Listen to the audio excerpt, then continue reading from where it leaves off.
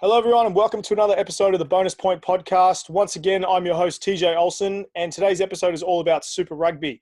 And we're super excited to have our next guest on the show today to talk all about it. Before we get started, I just want to thank our amazing sponsors. First off, Whalebird Kombucha. If you're looking for a great tasting beverage that is actually good for you, go try them out at your local Whole Foods, Air One, or other health food stores. Also, F45 Culver City. So F45 isn't just a gym, it's a real community, and their team are all there to help you achieve your fitness goals with sessions in just 45 minutes. Check them out online as gyms will be opening back up in LA very soon. So as you all know, 2020 has been quite a terrible year. Aside from the tragedies the pandemic has brought on and the terrible situation still happening in America right now, and possibly many other things, one of the other reasons 2020 sucked big time was for a lot of sports fans and due to the suspensions of a lot of the sports seasons. However, due to the great leadership by the Australian and New Zealand government, in my opinion, to reduce COVID-19 cases, many sports in both countries are now looking to return to playing sport. We just saw Rugby League return over the last couple of weeks, and I'm happy to say that Super Rugby is set to return this weekend. With that being said, I thought it would be a good idea to get someone on the show who will be playing in the Australian domestic version of the Super Rugby. I've been friends with our guest for over a decade, and we went to school together. We played at the same rugby club, and I've known him for a long time. He's someone I've been proud to see continuing to grow in the game of rugby and look forward to what the future holds for him. Please welcome current ACT Brumbies player and my guest at this time, Andrew Muirhead. What's up, Andy? How you doing, brother? Nah, real good, mate. Thanks for having me. So I hear it's pretty cold in Canberra town at the moment. It's chilly at the moment. Yeah, start of winter at the moment. It felt like we've been in winter for about 2 months, but this morning it's not too bad. It's about 3 degrees, but it's been in the negatives for most of the week, so pretty cold. I would kill for some of that right now. Like I'm loving the heat coming here in California, but it's killing me at the moment. It just comes and hits you in the face. But what's the temperatures over there? Oh, it's coming to like 24, 25, but like the humidity's picking up, so it's going to get to like 30s or something like that. So it'll be pretty tough. Not going to look forward to that at all. But what's the vibe been like down in Canberra now that the pandemic's kind of been calming down? Yeah, obviously Canberra's been quite lucky, been quite isolated from the pandemic. I think we've had one case in the last month. So, yeah, we've been quite lucky, and our restrictions haven't been probably as tight as the rest of Australia. We've been able to still somewhat work and for us train. So it's been quite nice. That's good. You guys might have a leg up in this kind of domestic season coming up with the extra training. Yeah, so that'll be good. yeah. So today I thought we just kind of talk about your career, because obviously I know your career pretty well, but a lot of other people don't. And obviously we want to talk about the Super Rugby comp coming up for the domestic kind of Australian competition. How does that sound? Yeah, definitely keen to have a chat. Perfect. All right. Well, first time I met you and the first time I kind of saw your rugby career kind of start to flourish was at Brisbane State High, where we both went to school. What was kind of your rugby experience like at State High? Yeah, obviously the great State High. It's full of a lot of rugby talent. Probably at that stage of my rugby career, I probably wasn't the best rugby player. I had a little bit of talent, but I wasn't the first pick in the team sort of thing. So we had some pretty good coaches there that sort of developed and got some extra skills while I was there for 3 years. And obviously, you know, we had a lot of good players around us that we could learn off, as you'd probably attest to. Who was your coach for? Was it still Gricey in 2010 for First 15, or was it? So we had Gricey, Eggs, and Nooney still. Okay, yes, yeah, a bunch of guys that will be able to give you a bunch of different feedback and way to develop your game. But it kind of like the year prior, in the 2009 season, obviously the Brisbane State High had assembled kind of the greatest team in GPS history, and there was kind of a lot of hype about State High the year kind of after that. So your year, what was kind of the pressure situation from the coaches to back up that performance? Did you guys feel that, or was it pretty much just new year, new team? Yeah, look, I don't think we felt too much pressure, to be honest. We knew that 2009 team was sort of a freak team, and the amount of talent they had in it. And I guess we had a couple of players that sort of stayed back and played in the 2010 season as well. So we didn't really feel too much pressure. It was like everyone's just excited to put their hand up and try and play first. And put on a state high jersey. As you know, it's pretty exciting to represent the school. So I don't think we really felt too much pressure. Obviously, there was a bit of pressure with state high as a team in general because they always were performing quite high at that sort of time. So yeah, it wasn't really too much pressure in the team. Yeah. And another thing we have in common, we played for the same club in Brisbane. So obviously, South Rugby Club, not obviously the most funded club or kind of the first pick for a lot of people to go play, but a lot of people kind of account it to South's culture. A lot of people will say that the culture of South is uncomparable to pretty much a lot of clubs in Australia. Why did you choose to go play for South? Yeah, I think one of the main reasons, well, I'll probably have two reasons why I went there. And it was a bit of an opportunity. There was an opportunity for me to play Premier Grade or First Grade, as they call it in other places, earlier on than it would be in another club. And that was just from sitting down with coaches and going through a sort of a detailed plan over my next 2 years out of school. And then also on the back of that, I had really good mates that all went to South as well. Yeah. And that's like you said, it's got an unreal culture there. So it was really easy to fit in. Didn't matter if you were 18 or 30 years old, everyone sort of got together and had a good time, which is probably one of the highlights of my rugby career in Brisbane, to be honest. Yeah. And you kind of had a quick transition. So you came and played Colts with us, obviously under 21s for people that don't know what Colts are, and then kind of had a quick skyrocket to Premier Grade and were able to kind of integrate yourself in that. But then you kind of moved in the 2013 season, you were kind of described as one of the most elusive broken play players in the Premier competition. So did you always kind of play with that elusive nature, or was it something that you kind of learnt over time, or you got taught how to do? I don't know. I think it's just something you gain over experience of playing games. I played a lot of games as a junior through club teams, rep teams, and a lot of sevens as well. I think my sevens has probably helped me out just reading the game a little bit better. But I think it's something that you can't really. You can train and train and train, but I think the more you play games, the better you can read a game and You read learn situations. by So, doing.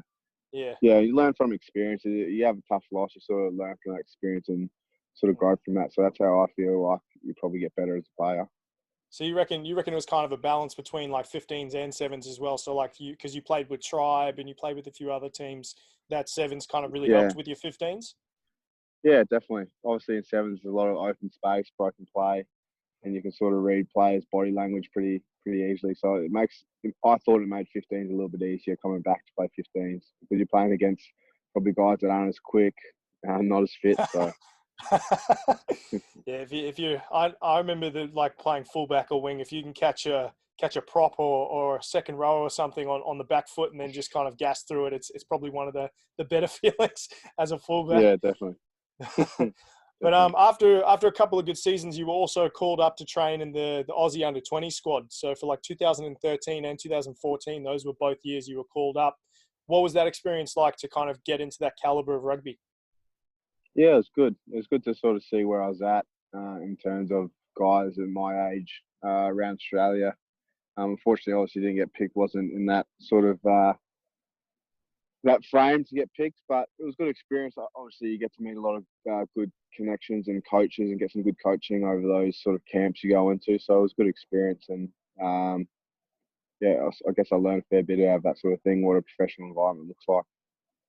Yeah, I think a lot of people credit that the kind of even if you don't get picked for something like that, they always credit the development or something like that is kind of their number one benefit of that kind of environment. Like even when people who were younger when they were 15 talk about playing for like the Reds Academy or something, like there were obviously no real games involved with that, but being a part of that kind of professional or high performance environment is something that they kind of really credit to just learning and developing their game. So yeah, so definitely. it must have been a good experience. But Yeah, it was great. so obviously after that, a few people have kind of been caught their eye about you, and then in the 2014 season after that, you played a season with Counties Manukau, and you got called up to go kind of train with them over in New Zealand. How did that kind of opportunity come about? Yeah, I guess I was quite impatient being in Brisbane. I thought I deserved to have higher honours. I was a bit arrogant in myself and confident in myself that I wasn't getting picked.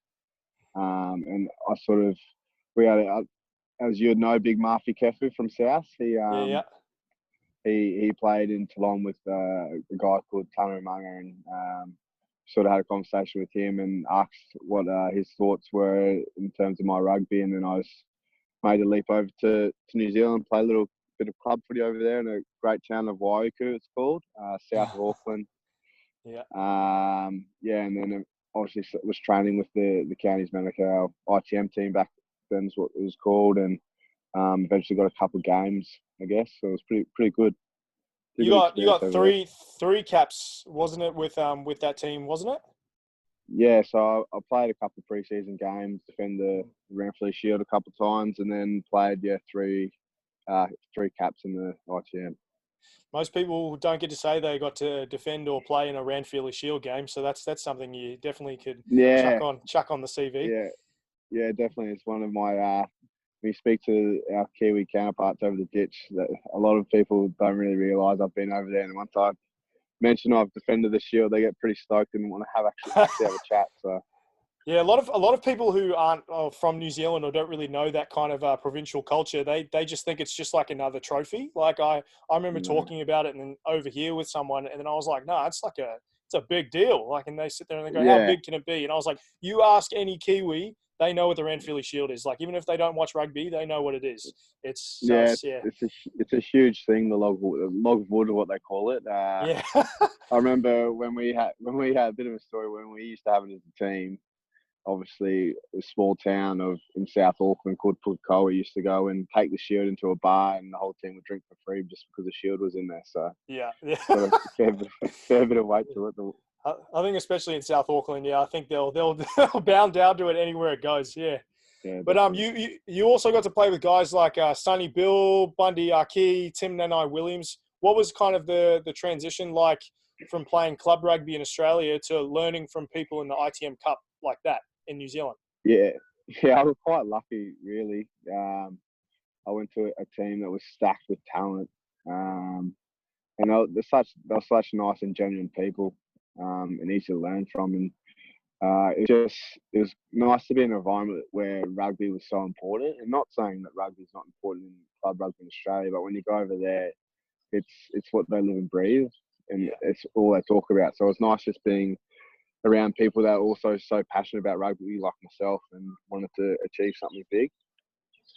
Yeah, no, that was another thing that kind of a lot of Americans over here. That was another thing I tried to explain to them. It was like, you go to New Zealand or you go to Australia, it's like the passion is just through the roof. And then I had a guy that went to like a tour for New Zealand, and he was just blown away, and he wanted to bring that back to America, like just be all about rugby and bring that culture. If America, my opinion is if America could tap into 40% of that sort of passion towards rugby, it'd be a huge powerhouse. It'd be hard to stop. So. Oh yeah, mate. Why do you think I moved over here? It's like you look at every other sport they adapted in the Olympics and all this other stuff, and like, it's pretty much if they can tap into it, just like you said, they'll be a big powerhouse. Hopefully, we'll look into that further down the track. But definitely. And you mentioned Tana Umaga as your coach. Like, what was it like being coached by an All Blacks legend? Someone that I grew up watching, and a lot of other people did. What was it like?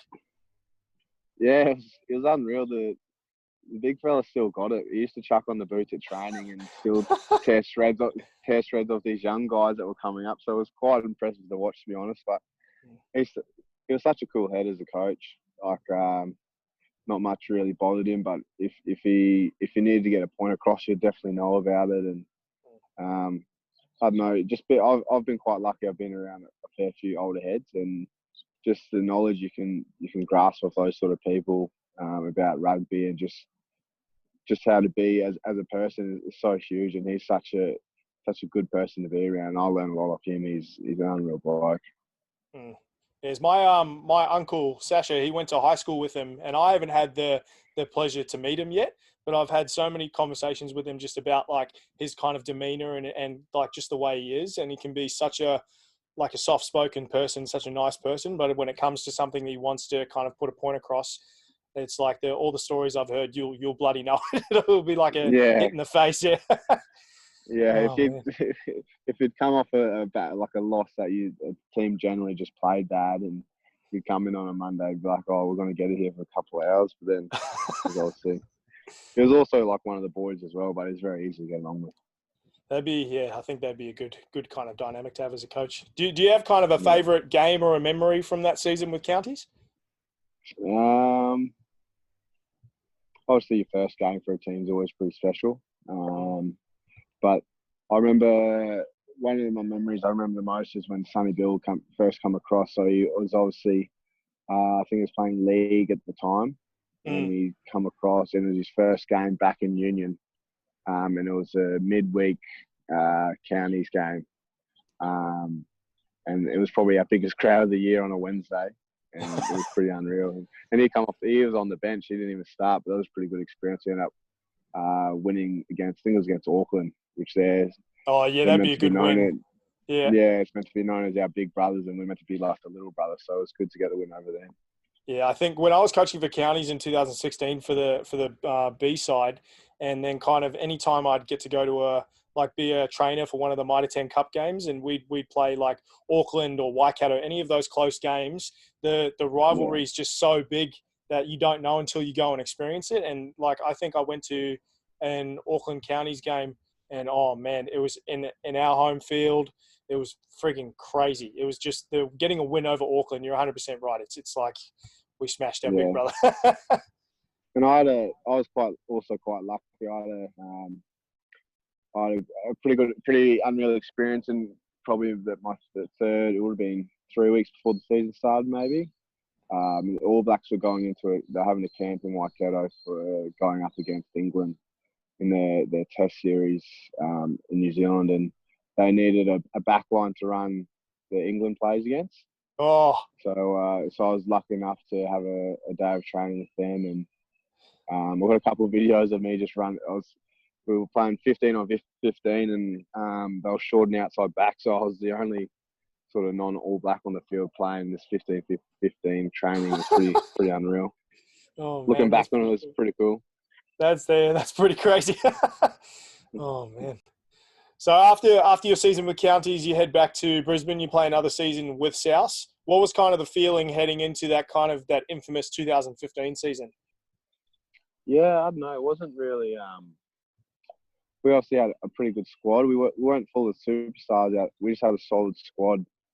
They were pretty tight knit. And then I don't think, as I can remember, I don't think our start of the season was that great. I think we were winning games, losing games. We weren't really putting on back-to-back performances, and then we just grew tired as a group, and enjoyed each other's company, and we just kept on winning games towards the end of the season, and playing just good footy, and obviously ended up winning it in the end. So there wasn't really anything at the start of the season that I could pick out, besides probably a culture thing. To be honest, our culture was just at a high level, and that in most teams, successful teams, that's probably the difference in winning games. To be honest.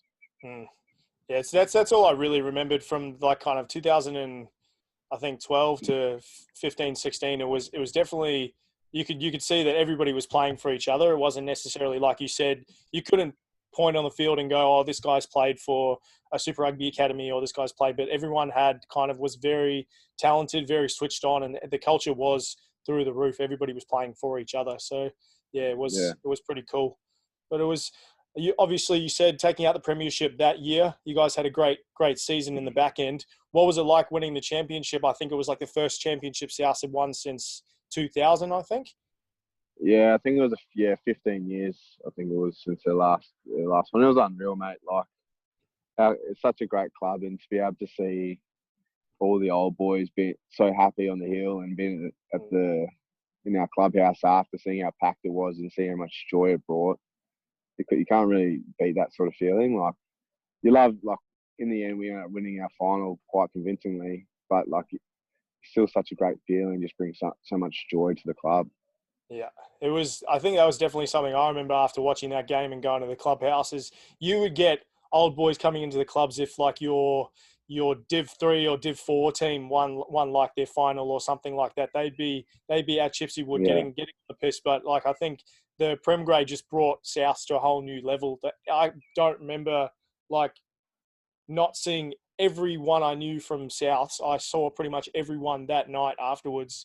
It was Yeah. bloody loose. It was It was good. one of those nights you just don't want to end, mate. Seeing everyone there, you're just like, oh, I wish we could just keep doing this. But That's why you carry on a Mad Monday. That's why it's always good fun. some of us can. But obviously, after the championship win, you kind of got another good look, and you were called out to play for the Brisbane City in the NRC. What was kind of that dynamic like? Were you kind of more comfortable after playing a season with counties to kind of jump in to play the NRC? Yeah, that 2015 NRC it's a bit of a mixed bag for me. Like I enjoyed being in the program and being around these guys that obviously in the Red squad and set up. Unfortunately, I didn't really play too much. I think I might have played 10 minutes the whole season off the bench. But I was, like you said, any representative honours at a high level, you get a good level of coaching. Like it's just good to be able to have a good 3 months. For me, if I wasn't playing, I would turn up and just want to get the most out of those training sessions to make myself better. So it was a good 3 months of just getting good solid hit of training in and at a higher level against guys that are playing at that professional level. And you were playing with guys who was it like in your backline? It was Quaid, and you had a few other boys that were playing for the Reds in that backline, right? Yeah. So trying to think back. Well, I think we had at the backline we had Quaid in there. We had Karevi was in there. Samu Karevi was in there as well. I think Carmichael Hunt was in there at that point as well. So we had a backline. Yeah. No. Yeah, I think that's the thing. You put a kind of nail on the head. Any kind of opportunity, you take the wins and you kind of roll with the losses. Any type of development you can get is a win, in my opinion. That's what I always tell people. Yeah, if they 100%. ever have questions about that, you kind of just go, develop my game, just come back next year and try better. Yeah, exactly. You might not think it's helping you in the short term, but it definitely is. You're putting your hand up, you're showing what you can do, and obviously in the long run it's going to benefit you majorly having that sort of high level of coaching and training and just a different opinion of how the game should be played. So it's a good experience all in all. Well, obviously the patience kind of paid off, and you made a good impression on Brumbies selectors, and you were asked to kind of join the Brumbies training squad and go down and play some club rugby. What was kind of your initial reaction when you got that call to come and join the Brumbies down there? Yeah, it was a little bit different. The way the story goes is I was again 2016. I didn't get picked in NRC. But in Brisbane, I played a bit of club footy for South again. Didn't get picked, and I just finished my apprenticeship in Brisbane, and I was just like, you know what, I think it's time for me to go look elsewhere to get a contract. So I pretty much Dan McKellar, our head coach now, he was assistant coach down here at the Brumbies, and I had a little bit to do with him at South, and I just flicked him a message pretty much and said, look, mate, I'm not asking for anything. I'm looking to move to Canberra. Can you just let me know what clubs are decent clubs to come play for? Just so I knew where it was best for me to go, and had a phone call with him, and obviously sent my video around to all the clubs, and they got back to me, and I chose the minor club of Royals down here. And then as soon as I pretty much committed to coming down, he sort of gave me another phone call saying, "Oh, we need an outside back spot for pre-season, so do you want to come train?" sort of thing. And I was like, yeah, jumped at the chance, and that's sort of where it started. And I was pretty much just sort of training for free for that pre-season block, and then just Stephen Larkham sort of come back off his Wallabies duties and sort of liked what I had and liked what I've had to offer, and sort of kept me on week to week until I eventually got contracted probably 6 months later. So yeah, we're quite lucky. Patience. You're a patient man. You just keep grinding away.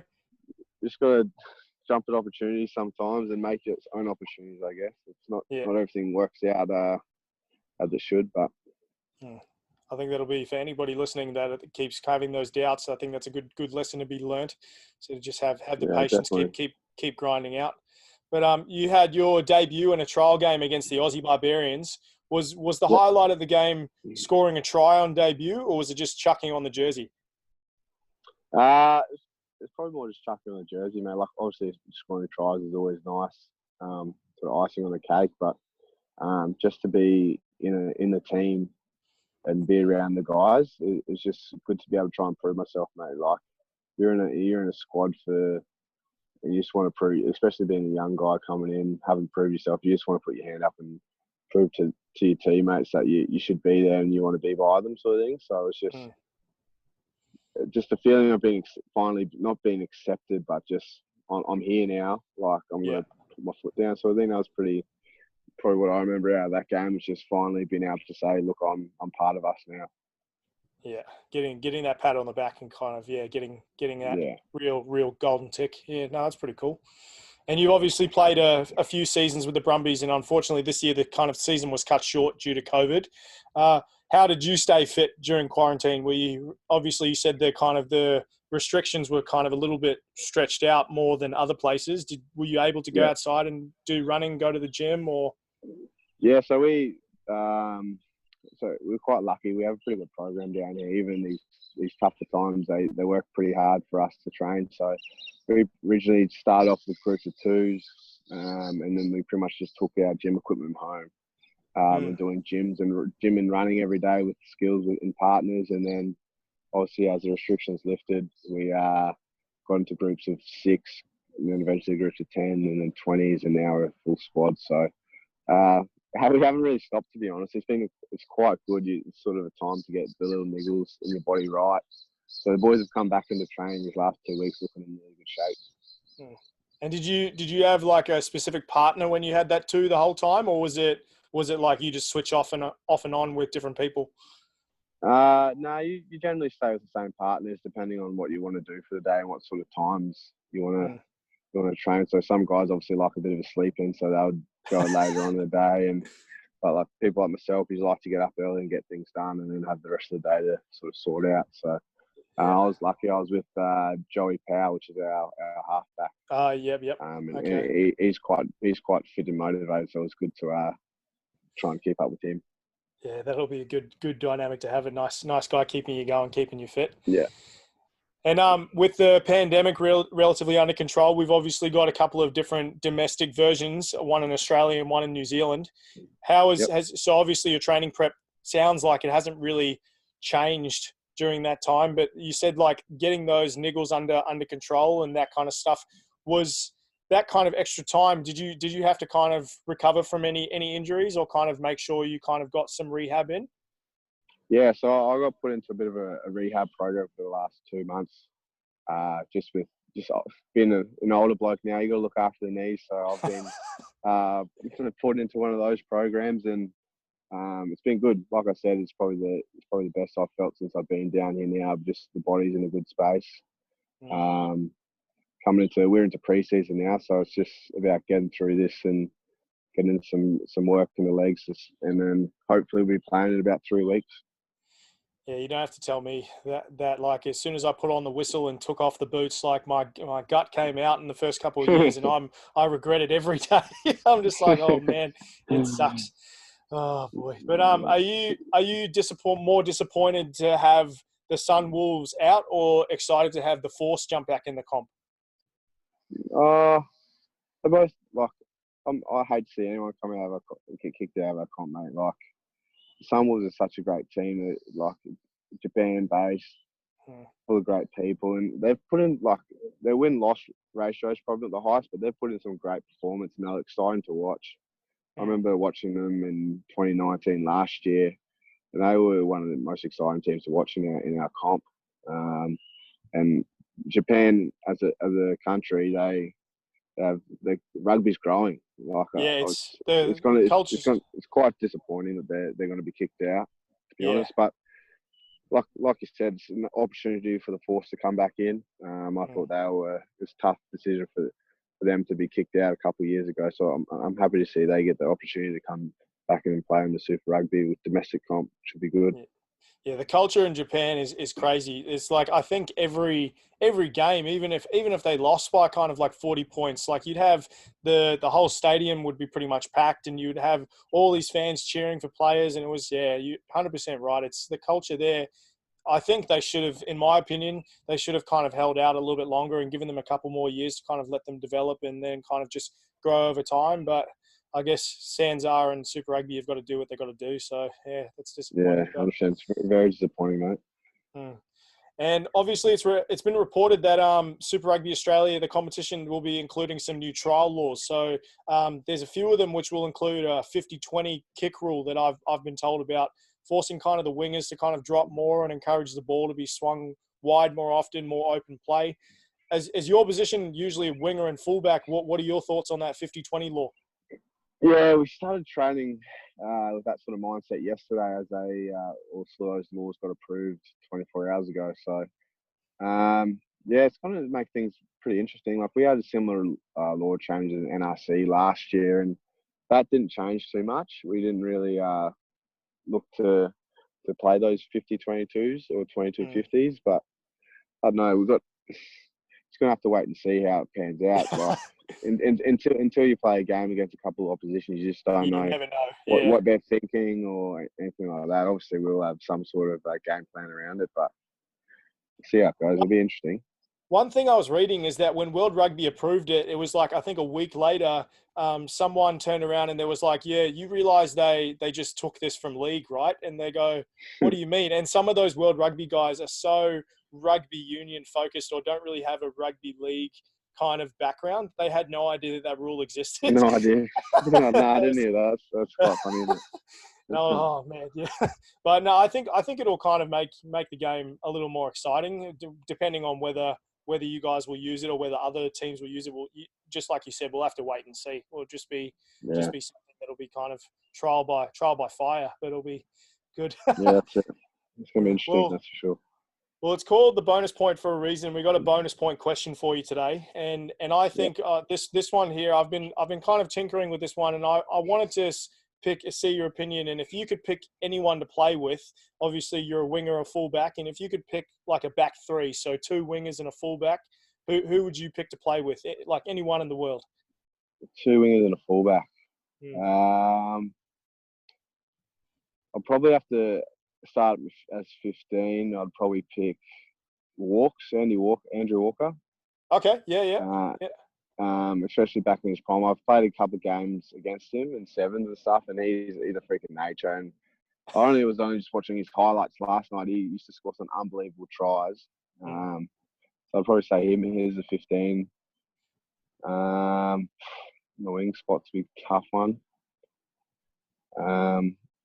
I know he's an All Black, but you'd probably have to say Jonah. He was a special breed. I think that'd be a pretty smart choice. I think you and Jonah and that fullback, I think that'd be a good nice combination. Power on one side and some elusiveness on the other side. Yeah. It'd be nice to have a big ball running. We obviously got Solomon Carter here at the Brumbies. He's probably similar devastation when he runs, but probably nothing compared to Jonah back in the day. He was quite nice to watch, wasn't he? I was watching. I think I was watching the Amazon documentary of the docu-series of like his life, and then just all the highlights are pretty much just him bowling over pricks, and I was sitting there going, "Yeah, it's unparalleled." Well, you see videos of people coming against him in pre-game, and they're so like, "Oh, I'm just going to get up high and early," and they still just get bowled over. Not much you can do. I think. Yeah, you try your best, but at the end of the day, that's why he was king. That's why he was the goat. That's it. Well, mate, thank you so much for coming on the show today. I really appreciate you taking the time out of your busy schedule to have a chat to us, and we wish you all the best with this domestic competition. And obviously, stay safe, and hopefully the Brumbies have a good crack this season. Is there anything else you wanted to share before we let you go? No, I appreciate having me on, mate. It's good to catch up. Like you said, it's been a while, so it's good to see you doing well over that side of the world, mate. No, I appreciate it, brother. But we'll hopefully be on the same continent at least, and we'll be able to grab a beer or something or catch up. But yeah, it'll be good times. Definitely. All right, mate. Well, thank you very much for joining the Bonus Point podcast.